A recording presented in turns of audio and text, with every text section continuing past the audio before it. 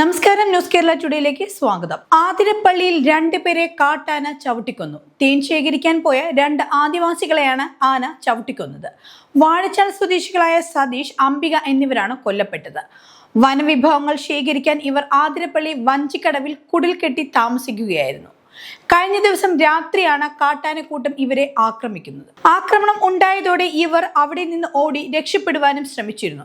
പിന്നീട് ഗ്രാമവാസികൾ നടത്തിയ തിരച്ചിലാണ് ഇരുവരുടെയും മൃതദേഹങ്ങൾ കണ്ടെത്തുന്നത്. കാട്ടാനക്കൂട്ടം ഇവരെ പിന്തുടർന്ന് ആക്രമിക്കുകയായിരുന്നു. ഇവരോടൊപ്പം ബന്ധുക്കളായ രമ, രവി എന്നിവരും ഉണ്ടായിരുന്നു. ആക്രമിക്കാൻ വന്ന കാട്ടാന എത്തിയപ്പോൾ 4 പേരും ചിതറി ഓടുകയായിരുന്നു. പുഴയിൽ നിന്നാണ് അംബികയുടെ മൃതദേഹം കണ്ടെത്തുന്നത്. സതീഷിന്റേത് പാറപ്പുറത്ത് നിന്നുമാണ് കണ്ടെത്തിയത്. തുമ്പിക്കൈ കൊണ്ട് സതീഷിനെ കാട്ടാന അടിച്ചു വീഴ്ത്തിയതായിരുന്നു.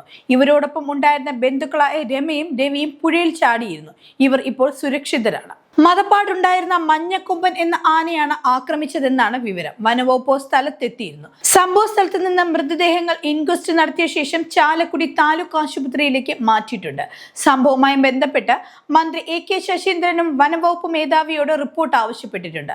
മരിച്ചവരുടെ കുടുംബങ്ങൾക്ക് സർക്കാർ ധനസഹായം നൽകുമെന്നാണ് അറിയിക്കുന്നത്. ഇന്നലെയും ആതിരപ്പള്ളി മലക്കപ്പാറയിൽ കാട്ടാന ഒരാളെ കൊന്നിരുന്നു. തേൻ ശേഖരിക്കാൻ പോയ യുവാവാണ് കാട്ടാനയുടെ ആക്രമണത്തിൽ കൊല്ലപ്പെട്ടത്. ഇന്നലെ രാത്രി 9:30 20 വയസ്സുള്ള സെബാസ്റ്റ്യൻ കൊല്ലപ്പെടുന്നത്. തേൻ ശേഖരിക്കാനായിരുന്നു ഇയാളും വനത്തിൽ പോയത്. ആനയുടെ തുമ്പിക്കൈ കൊണ്ട് അടിയേറ്റ് സെബാസ്റ്റ്യൻ ഉടൻ തന്നെ മരണപ്പെടുകയായിരുന്നു. സെബാസ്റ്റ്യനോടൊപ്പം ഉണ്ടായിരുന്ന 2 പേർ ഓടി രക്ഷപ്പെട്ടിരുന്നു. തേൻ ശേഖരിക്കാൻ വേണ്ടി 1/2 കിലോമീറ്റർ അകലെയുള്ള വനത്തിലേക്ക് പോകുന്നതിനിടയിൽ വന അതിർത്തിയിൽ വെച്ച് കാട്ടാനയ്ക്ക് മുന്നിൽ പെടുകയായിരുന്നു സെബാസ്റ്റ്യൻ.